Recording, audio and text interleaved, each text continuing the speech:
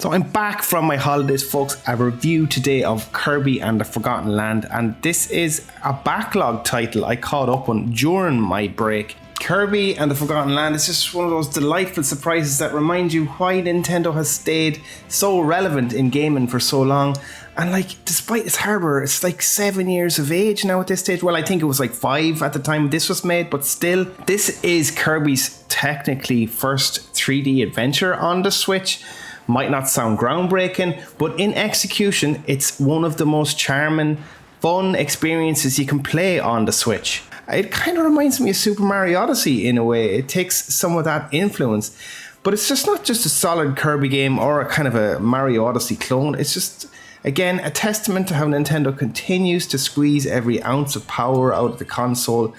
And in particular, when light with the PS5 Pro and all this going on right now with Sony, I have absolutely no interest in that whatsoever. So this is just completely fresh. The environments themselves, the platforms, vibrant, colourful, brimming with life really. And it's just proof you don't need cutting edge graphics to create visually striking games, as long as you have good art direction. And look, then you have to match it with gameplay. And again, the gameplay is just really, really fun. They're kind of like mini sandboxes, again, similar or akin to Mario Odyssey, where you're encouraged to explore. The platforming is tight. Kirby obviously has his iconic copy abilities, and you know, inhaling enemies is always fun. You can actually upgrade your powers later on in the game as well. So upgrade those copy powers, which I found really cool. And look, the big new mechanic is mouthful mode, where Kirby can partially swallow like large objects like cars, vending machines, staircases. It's really fun, innovative. It's absurd in a way, but hilariously so. And I particularly love the car sequences where you're kind of zooming around in the car. That was a ton of fun. The level designs themselves to just complement those new mechanics really well. As I mentioned, the levels are kind of like mini sandboxes. Don't expect too much challenge in Kirby, but if you want challenge, you can find there. So there is some puzzles that caught me and I needed to go back to try and figure them out. So you can replay levels and it'll show you in a kind of a checklist at the end of the level what you actually may have missed. So again, insights, replay value as well.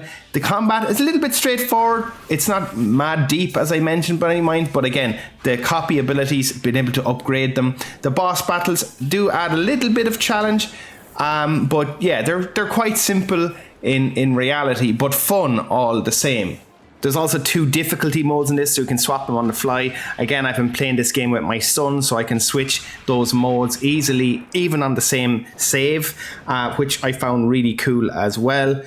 Look, in conclusion, just to reiterate those 2 main points I've had, other companies are obsessed with sheer graphical power right now, and they're just forgetting about what actually gaming is about, making fun and creative games. Nintendo still haven't forgotten it. 7 years on in this hardware. Bring on the Switch 2 because I can't actually wait, and I hear it's backwards compatibility as well, which is super news to find out. Look, in conclusion, Kirby and the Forgotten Land, it's a joy to play, really accessible, surprisingly creative, and again feels akin to something similar to like Mario Odyssey, as I mentioned.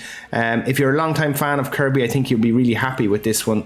Great charm, and Nintendo, as I said, aging hardware, still maximizing it to this day, delivering fun games, which is the most important thing to me, and we're just not getting enough of it right now.